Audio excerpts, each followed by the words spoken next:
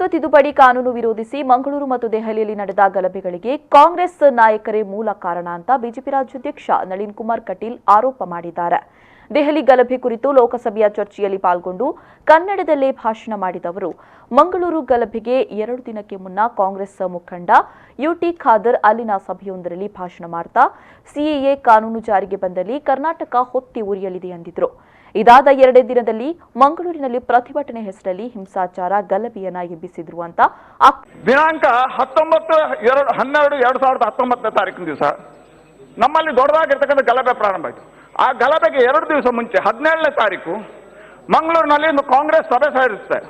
ಆ ಸಭೆಯಲ್ಲಿ ಅಲ್ಲಿಯ ಉಸ್ತುವಾರಿ ಸಚಿವರು ಯುಟಿ ಖಾದರ್ ಅನ್ನುವರು ಭಾಷಣ ಮಾಡಿ ಹೇಳ್ತಾರೆ, ಸಿಎಎ ಪ್ರಕರಣ ಜಾರಿಗೆ ಬಂದ್ರೆ ಇಡೀ ಕರ್ನಾಟಕ ಹೊತ್ತಿ ಉರಿಯುತ್ತೆ ಹೇಳ್ತಾರೆ.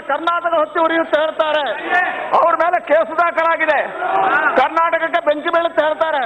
ಅದಾಗಿ 2 ದಿನಗಳ ನಂತರ ಮಂಗಳೂರಿನಲ್ಲಿ ಪ್ರತಿಭಟನೆ ನಡೆಯುತ್ತೆ. ಪ್ರತಿಭಟನೆ ನಡೆದಾಗ 2,000 ಜನ ಸೇರಿ ಬೆಂಕಿ ಹಾಕ್ತಾರೆ.